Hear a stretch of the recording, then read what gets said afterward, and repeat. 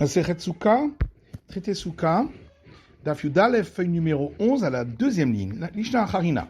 Autre variante de ce qu'on vient de parler jusqu'à maintenant. Amrela, certains disent Amar Ravuda Amar Shmuel. Ravuda dit au nom de Shmuel, Mutar Lishan Bikilat Ratanim Besouka. On a le droit de dormir sous le dé des mariés qui est sur le lit dans une souka, le fichen la gag, parce qu'elle n'a pas un toit horizontal. Afapi Shekvo Asara, même si ce dé a une hauteur de 10 largeur du poing. Métivé, on objecte. Ayashen Bikila Besouka, le Yatsaïde Chvato. Une braïta dit, celui qui dort sous le dé dans la souka n'est pas quitte de son devoir religieux. Achamaskina Besheyesh la gag. La répond, là on parle d'un cas où ce dé a un toit horizontal. Tashma, viens écoute. Une autre braïta. Naklitin Shnaim. Et Naklitim dont on a parlé, il s'agit donc d'une barre longitudinale qui est tenue par deux barres verticales qui sont fixées sur le lit. Et donc, le drap qui est posé par-dessus ne forme pas un toit horizontal, mais deux murs de parois par ce drap en pente, comme une tente. Par contre, kinofot, ça il s'agit d'un cadre qui est au-dessus du lit et qui est tenu par quatre barres verticales. Et dans ce cas-là, pires al-gabé kinofot psula, si on a étendu le drap sur cette structure, celui qui est en dessous n'est pas quitte, parce que ça fait écran avec le toit de chaume de la souka. Gamena kliti, mais si c'est au-dessus de la première structure dont on a parlé, kshera, c'est valable. Vous devez chez le yunaklitin que vous voyez mita asara fachim, à condition que ça n'est pas une hauteur de 10 largeurs du poing. Akvoim namita asara, soula. Donc s'il y avait une hauteur de 10 largeurs du poing, ce ne serait pas valable pour être quitte de la souka. Afaplishen la gag, bien qu'il n'y ait pas un toit horizontal. Et l'agma répond, Shané naklitin de kevi'il. C'est différent ici, parce qu'il s'agit d'une structure qui est très robuste. Et qui fait dit avec qui en fait. Mais si c'est robuste, alors ça devrait être comme le cas du cadre qui est au-dessus du lit et qui est recouvert donc par un tissu. L'agma dit, les gabé qui n'ont fait de l'eau que via. Et les gabé qui l'a culé. Par rapport à cette dernière structure, ça s'appelle pas quelque chose de fixe, mais par rapport au dé qui est sur les mariés, effectivement, ça s'appelle quelque chose de fixe. Darash Rabba Baravuna. Rabba Baravuna a enseigné, Mutar Lishan Bikila, on a le droit de dormir sous un dé, même s'il y a, même s'il forme une espèce de toit horizontal, et même s'il y a une hauteur de 10 largeur du poing. Keman, comme qui ça va, que Rabbi Yehuda, comme l'opinion de Rabbi Yehuda qui a dit que ce type de dé qui est éphémère puisqu'on enlève le matin, il ne peut pas annuler la souka qui, elle, reste pendant plusieurs jours. Et est considérée comme un toit fixe. Dites-nous, comme on l'a vu dans le Mishnah, Rabuda dit nous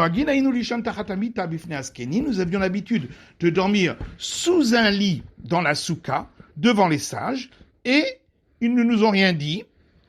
Donc on voit bien que le lit, puisque c'est quelque chose d'éphémère, puisqu'on l'enlève tous les matins, il ne constitue pas un écran par rapport au toit de chaume de la souka. Venez malachak et Rabuda, on n'avait qu'à dire tout simplement qu'on suit l'avis de Rabuda. Yamaralachak et Rabuda avait amina anemili mita de l'egabahasuya.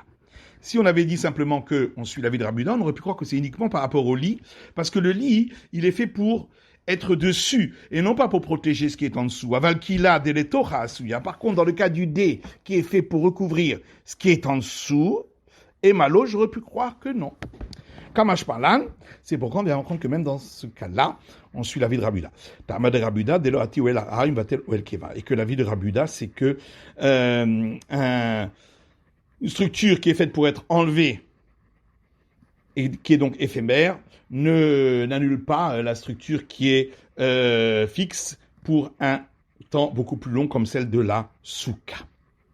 L'oshana mitav, l'oshana kila, et on ne fait pas de différence lorsqu'il s'agit d'un lit ou s'il s'agit du dé. Matiti, une Mishnah suivante, il l'a allé à Geffen. Si il a fait pousser au-dessus de la souka sur le toit de la soukha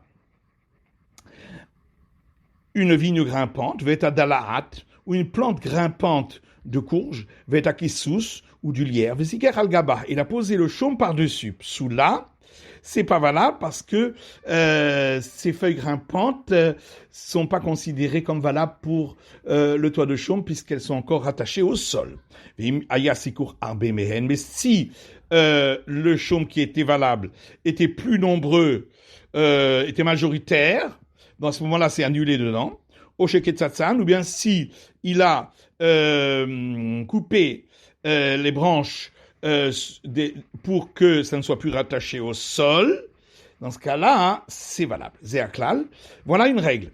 Quand je mikabel touma, tout toit de soukha qui reçoit l'impureté, vengidulo minaretz, ou qui ne pousse pas du sol, en mesakechinbo, c'est pas valable comme toit de soukha. Vechol davar she'eino mikabel touma. Par contre, s'il ne reçoit pas l'impureté, vengidulo minaretz, c'est qu'il pousse à partir du sol, mesakechinba, c'est valable comme toit pour la soukha. Gmara.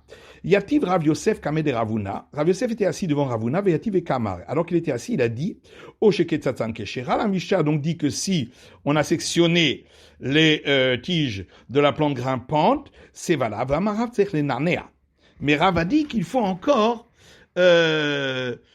secouer, c'est-à-dire faire soulever ses branches et ses feuilles et les reposer, pour qu'elles soient reposées en tant que toit de soukha. Amaré Ravuna à Shmuel Amara. Ravuna le dit, mais non, ça c'est Shmuel qui a dit cela. Adérinu Rav Yosef Léapé. Rav Yosef a tourné la tête de l'autre côté pour montrer qu'il n'était pas d'accord. Va Marlé, il lui a dit, Atumi Kamina Lecha de lo Amra Shmuel. Il a dit, est-ce que j'ai dit que Shmuel n'a pas dit cela? Amra Rav, Amra Shmuel. Rav l'a dit et Shmuel aussi l'a dit. Amaré Ravuna Chi Kamina Lecha. Ravuna a dit, voilà ce que j'ai voulu te dire. Les Shmuel Amra vélo Rav. C'est que Shmuel qui dit cela, mais pas Rav. Des Rav Archouré Marcher. Rav, il autorise, même si on n'a pas soulevé ces branchages et pour les faire reposer à nouveau sur la soukha, qui a des Rav Amram Chassida, comme ce qu'a dit Rav Amram le pieux, Ramat Echelta le Pirzoum Edin chez Bété, qui a mis des fils de titi, donc des franges pour les quatre coins des vêtements de sa femme, parce qu'il considérait que même les vêtements des femmes doivent avoir ces franges de titi. Mais lorsqu'il les avait suspendus à ce vêtement, par le trou, il n'avait pas encore coupé les fils. Il avait simplement doublé le fil en 4 pour faire entrer dans le trou, et ce n'est qu'après qu'il a coupé. Il est venu devant Rafria Barashi, et Rafria Barashi lui a dit, ainsi a dit Rav, il suffit de couper maintenant, et c'est valable. Donc on considère que, bien que dans la Torah c'est marqué qu'il doit mettre les fils en tant que tzitzit, on considère que les couper, c'est ça qui s'appelle le faire. Pareil pour la soukha, bien qu'il est écrit de faire la soukha, on considère que quand il coupe les branches, ça s'appelle faire, et donc il n'a pas besoin de soulever et remettre. Mais ça va, Shmuel, est-ce que Shmuel, lui, pense pas cela? Que couper, ça s'appelle faire. Vatani Shmuel, pourtant, Shmuel a dit Mishum Rabbi Chia, au nom de Rabbi Chia, il le shne karnot bebat ahat. Si il avait mis les fils, donc des tzitzit, des franges, dans les deux coins d'un seul coup. Le même fil qu'il avait doublé en 4, il avait rentré dans les deux coins. Et après, il a coupé les fils pour les séparer. Ksherin, c'est valable. N'est-ce pas? Il avait d'abord noué, fait le nœud, et ensuite, il avait coupé les fils. Et donc, on voit que couper les fils, ça s'appelle faire les tzitzit. Non, il avait d'abord coupé les fils, et ensuite, il avait noué. Donc, au moment où il avait noué, qui est l'essentiel de l'action de faire les tzitzit étaient déjà valables, puisqu'ils étaient déjà coupés en fils, en 8 fils différents. Maïle Memra. Mais alors à ce moment-là, qu'est-ce que ça vient nous apprendre? C'est évident. Maou de Teima. J'aurais pu croire que il faut mettre dans les coins au moment où c'est déjà coupé en différents fils. Velika, c'était pas le cas ici. Kamash Malal vient nous apprendre que non. Métivier, Autre objection. Si au moment où il avait suspendu le fil au coin, il n'avait pas encore coupé les différents fils, c'était un fil qu'il avait plié et doublé en 4, psoulin, c'est pas valable. Il a psoulin les rolam, n'est-ce pas? Ça veut dire que c'est définitivement pas valable. Tioufta des Rav. Et donc c'est une objection contre Rav, puisque d'après Rav, il peut les couper, même après avoir fait le nœud. Amalach Ramay psoulin, psoulin achif c'est coup. Rav répond non. Quand c'est marqué que c'est pas valable, c'est-à-dire c'est pas valable tant qu'il n'a pas coupé. Mais s'il coupe, c'est bon. Ou Shmuel Amar psulim le rolam. Alors que d'après Shmuel, c'est pas valable à tout jamais. Vechen Amar Lévi psulim le rolam. Et ainsi Lévi a lui aussi dit que c'est pas valable à tout jamais. Vechen Amar Rav Matna Amar Shmuel. Et ainsi a dit Rav Matna au nom de Shmuel psulim le rolam. Que c'est pas valable à tout jamais. Et Kadé Amré, certains disent Amar Rav Matna. Rav Matna a dit Bedidi avait Rovda. Chez moi, j'ai une histoire pareille. Va tailler le kamé des Marshmuel. Je suis venu devant Marshmuel. Va marli psulim le rolam. Il m'a dit, c'est pas valable à tout jamais. Mais Tivé, on objecte. S'il a d'abord suspendu le fil et ensuite il a coupé les différents, il a coupé en différents fils, passe sous psoulin, c'est pas valable. Donc, on voit bien que on suit ici l'avis de Shmuel, que même si après on a coupé les fils, c'est quand même pas valable. Tanya, en plus il y a encore une autre braïta gabe souka, concernant la souka. Ta'asé, c'est écrit, il faut faire la souka, velomina asouy. Mais on ne doit pas cachériser la souka après qu'elle est déjà faite. Mais Kanambrou, et de là on a appris, il a allé à eta gefen, s'il a fait monter au-dessus de la souka, une vigne grimpante, veta dalaat, ou une plante grimpante de courge, veta kisos, ou du lierre, vesiker al-gaban, et il a fait monter par-dessus la souka. Psoula, c'est pas valable. Et de quoi on parle? Il est mabéchelo ketzatan. Si on parle qu'il n'a pas sectionné, pourquoi on dit que c'est pas valable? Parce que c'est marqué faire et ne pas cachériser après que c'est fait. Tipoukle de mourbarin, nous. De toute façon, c'est encore rattaché au sol. Et là, bekeshe ketzatan. Forcément, on parle qu'il avait coupé, mais c'était trop tard, parce que c'est après qu'il les avait mises. C'est marqué que c'est pas valable. De là, on voit que couper, ça s'appelle pas faire. Donc, objection contre Rav. Rav peut te répondre à Hamaskin, des chalfin ou chloufé. Ici, on parle qu'il a arraché les branches du tronc de la minkera, s'il y a des doux. Et donc, c'est pas visible qu'elles sont séparées, parce qu'elles sont toujours, elles touchent toujours le tronc, seulement elles ont été arrachées. Et c'est pourquoi ça ne s'appelle pas faire. Mais comme ça ne va pas ça, kashia. Par contre, il reste quand même la question de la braïta précédente qui disait que s'il avait d'abord suspendu le fil, donc plié en 4, et ensuite il avait coupé les différents fils, c'est pas valable, kashia des Rav, et donc c'est une question contre Rav, kashia. Effectivement, c'est une question. Les maketanaï, est-ce qu'on va dire que la discussion entre Rav et Shmuel est une discussion entre des maîtres du temps de la Mishnah? Parce qu'il y a une braïta qui dit Avar veliktan pasoul. Une branche de myrte qui a plus de baies que de feuilles, il faut enlever les baies pour qu'elles deviennent minoritaires. Sinon, c'est pas valable. Mais on peut pas le faire pendant la fête. Mais s'il l'a fait pendant la fête, c'est pas valable. Il Rabbi Shimon bar Yotzadak, parole de Rabbi Shimon bar Yotzadak. D'après les sages, c'est valable. Alors pourquoi? Savoir des couleurs alma lulav tzarich eged. Alors au départ, on a expliqué que d'après tout le monde, les 3 espèces donc du loulav qui sont des plantes, c'est-à-dire les branches du palmier, les myrtes et le saule, doivent être attachées ensemble. Viafien loulav misuka, et on déduit concernant le loulav à partir de la souka, dirtiv gabe souka ta'ase velomina asouy, puisque pour la souka, c'est écrit tu feras, et donc on ne peut pas cachériser ce qui a déjà été fait. Ici aussi, donc la discussion est que quoi? Celui qui autorise ici, c'est parce qu'il considère que même pour la souka, le fait d'avoir coupé les branches après qu'elles aient été mises, après qu'elles aient poussé sur le toit de la souka, ça s'appelle faire. Et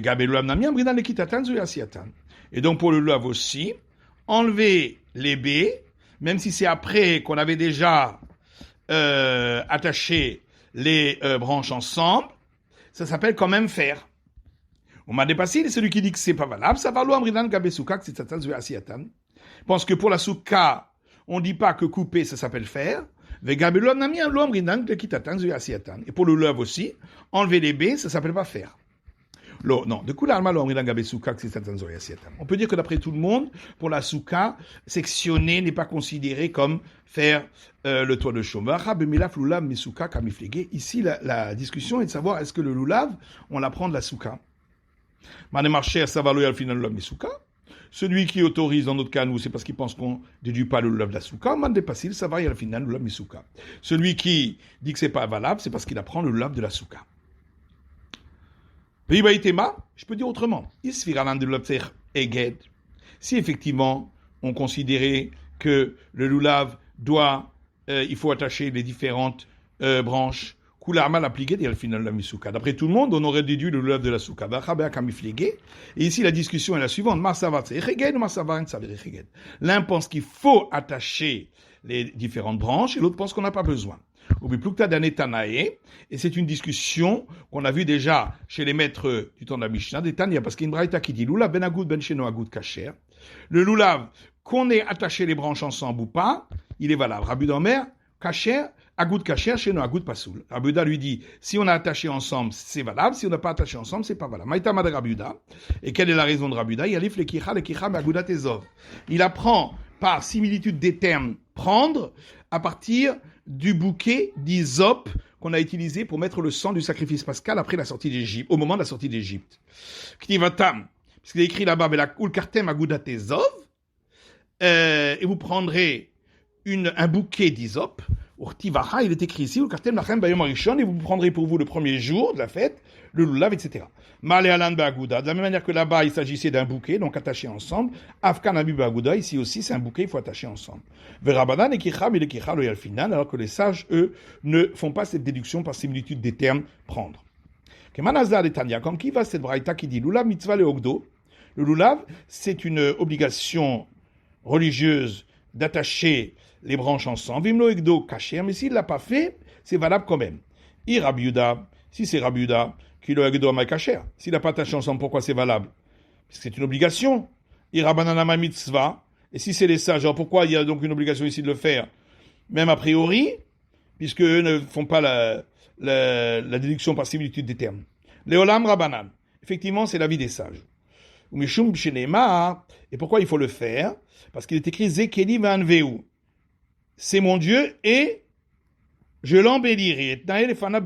Ça veut dire je m'embellirai moi-même en appliquant les règles, les obligations de la Torah. Et donc c'est pourquoi il faut enjoliver et faire que ce soit le plus beau possible. C'est pourquoi on attache les branches ensemble, mais si on ne l'a pas fait, c'est quand même valable. Parce que c'est juste pour enjoliver. Donc la Mishnah disait une règle qu'il faut que si le chaume qu'on a mis sur le toit reçoit l'impureté, ou si ça pousse pas du sol, le toit qui est sur la souka, c'est pas valable. Mina nemiledou le seton. Rechakish dit parce que Amakra le verset dit Eidi mina haaretz. Une nuée montée de la terre. Ma'ed d'avoir chez nous mekabel touma vigidilo mina haaretz. De la même manière que la nuée ne reçoit pas l'impureté et elle pousse de la terre, comme c'est marqué ici, montée de la terre. Afsuka d'avoir chez nous mekabel touma vigidilo mina haaretz. De même pour la souka, il faut la couvrir avec quelque chose qui ne reçoit pas l'impureté et qui pousse du sol, puisque la souka vient rappeler les colonnes de nuée qui nous entouraient lorsqu'on est sorti d'Égypte. Mais ça, c'est seulement d'après celui qui pense qu'il s'agissait de colonnes de nuée. Et là, d'après celui qui dit qu'il s'agissait de véritables cabanes, à ceux qu'ils ont fait la haine pour eux à la sortie d'Égypte. Comment on va expliquer? Et Tanya, parce qu'il y a une braïta qui dit qu'il c'est écrit dans le verset, car dans des cabanes, j'ai fait résider les enfants d'Israël. D'après Rabbi Eliezer, il s'agit des nuées d'honneur qui étaient sur le camp d'Israël. Rabbi Akiva Omer, Sukkot Mamash. Rabbi Akiva dit qu'il s'agit de cabanes véritables. À Soulahem qu'ils ont fait pour eux. Nichal et Rabbi Eliezer, donc ça va bien que d'après Rabbi Eliezer. Rabbi Akiva Maïkan et Mema. D'après Rabbi Akiva, comment on va expliquer? Lorsque Rabbi Dimi est venu, il a dit au nom de Rabbi Yochanan, la marque, le verset dit, Chagasukot Ta'aselecha, la fête.